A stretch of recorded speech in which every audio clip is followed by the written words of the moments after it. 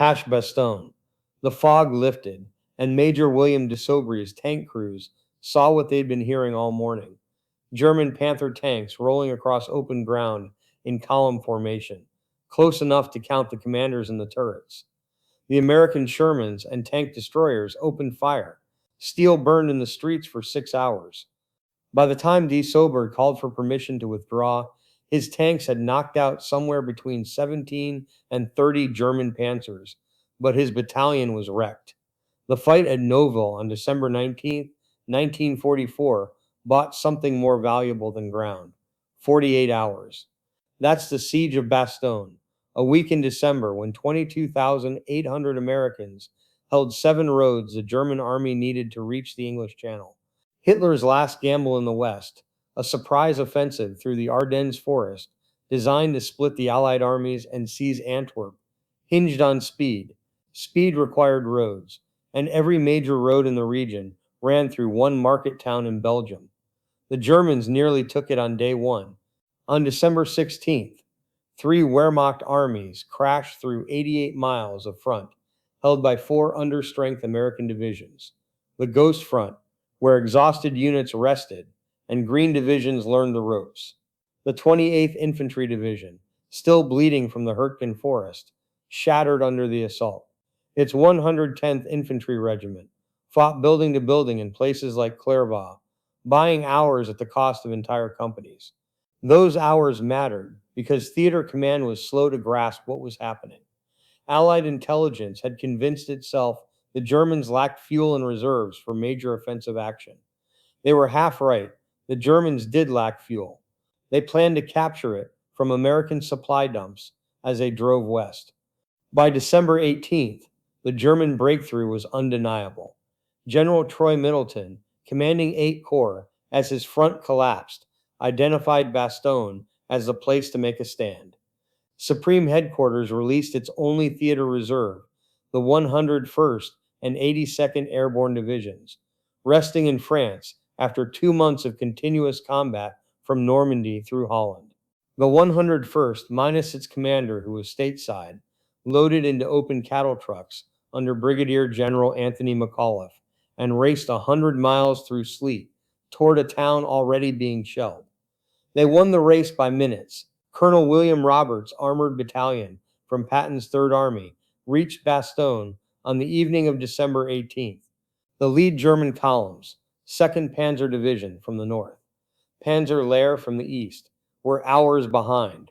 Roberts and McAuliffe understood immediately they couldn't defend Bastogne by sitting in it. They had to buy time in the villages outside the perimeter, delay the Germans while the paratroopers dug in. Roberts split his tanks into 3 task forces and sent them into the storm. Team Cherry drove east toward Longville to block Panzer Lehr. They ran straight into an ambush on a narrow forest road. Vehicles jammed bumper to bumper. The Germans cut them apart. Lieutenant Colonel Henry Cherry's command post was overrun. His aide killed beside him, but the wreckage forced Panzer Lehr to deploy from march column into attack formation. That took hours they didn't have, and fuel they couldn't replace. To the north at Nouville, Team de Soubry anchored with the 1st Battalion of the 506th Parachute Infantry. When the fog cleared on December 19th, and they saw the German armor, de Soubry knew they were overmatched. But orders were orders. The American line held through morning, midday, into afternoon. Tanks firing from behind buildings, infantry with bazookas stalking Panthers in the streets. By late afternoon, the village was burning, and the 506th had lost 13 officers and 199 men. De Soubry's tanks were burning too. When he called Colonel Roberts asking for permission to pull back, Roberts told him reinforcements were coming, but added quietly, "You can use your own judgment." De Soubry held until the next morning. The 2nd Panzer Division, which should have been racing toward the Meuse River, spent 2 days fighting for one village. That was the price of every delay, not ground, but time. By December 21st, the ring closed. German armor had bypassed Bastogne to the north and south, cutting the last road out. Inside the pocket, McAuliffe commanded a mixed force, the 101st Airborne, What remained of the 10th Armored's Combat Command, the 705th Tank Destroyer Battalion, strays from other shattered units, and 22 artillery pieces. Total strength around 22,800, facing an estimated 54,000 Germans from XL7 Panzer Corps. The German commanders argued over what to do with the town. General Hasso von Manteuffel, commanding 5th Panzer Army, wanted to mask it with infantry and keep his panzers moving west. Textbook mobile warfare don't get fixed in place. General Heinrich von Lüttwitz, commanding the corps, insisted Bastogne had to fall. The roads were critical for moving fuel trucks to the armored spearheads, already running dry, 50 miles ahead. They compromised badly.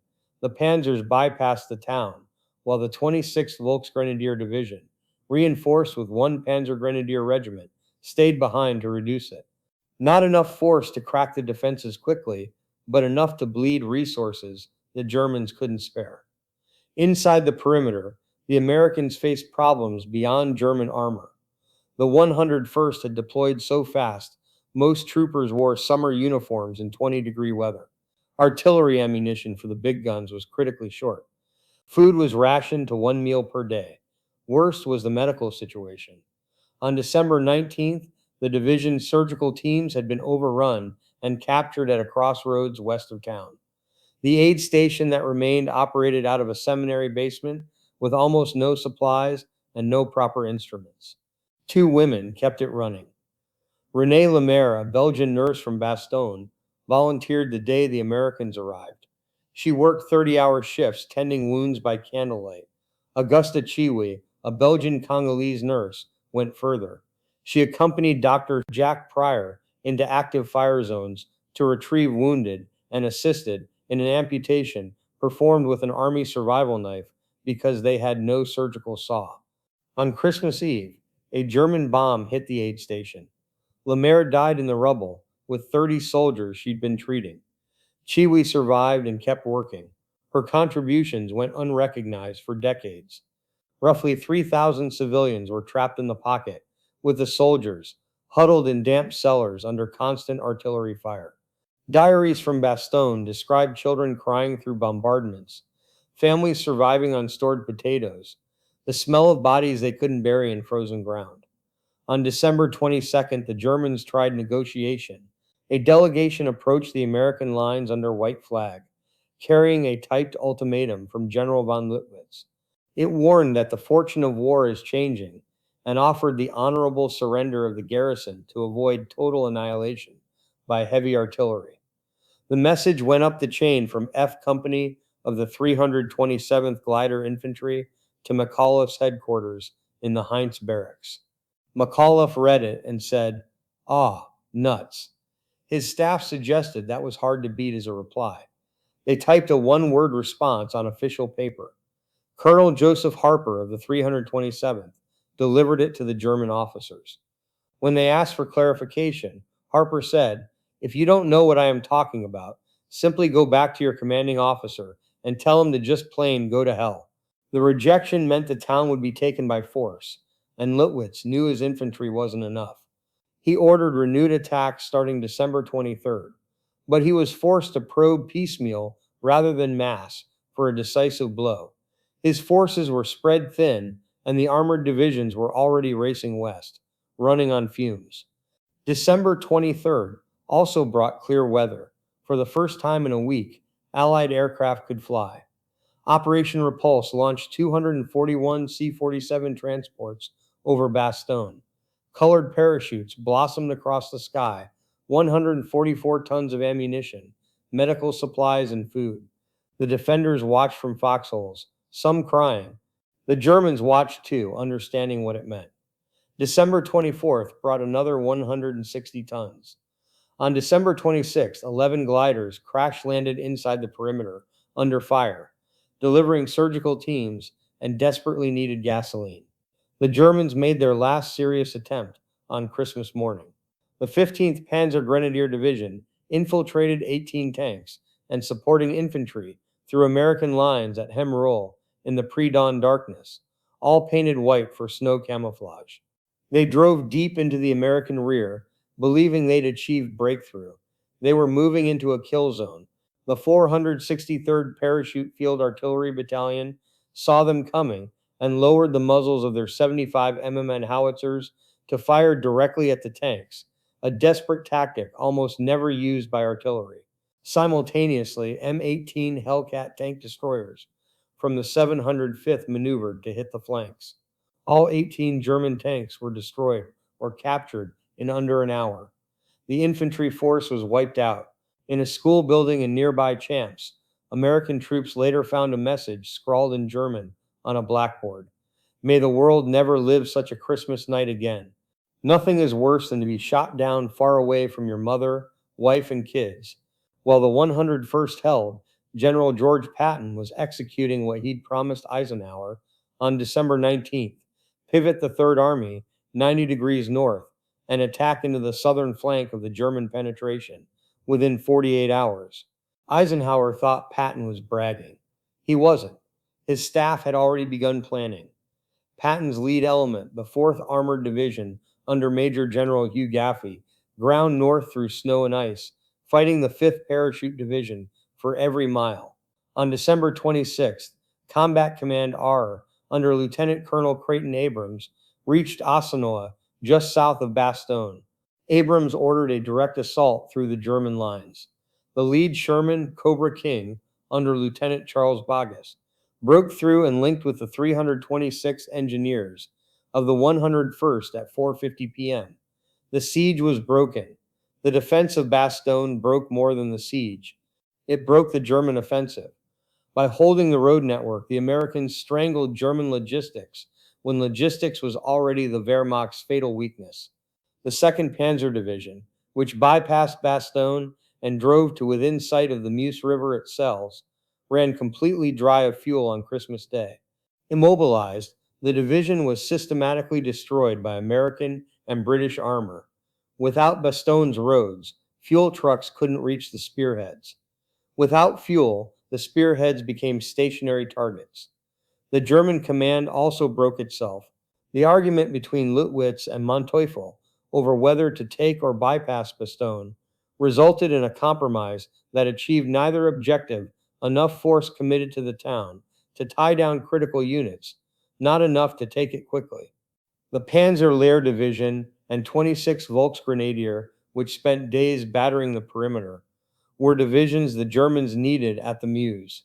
They never got there. What held wasn't just paratroopers and foxholes.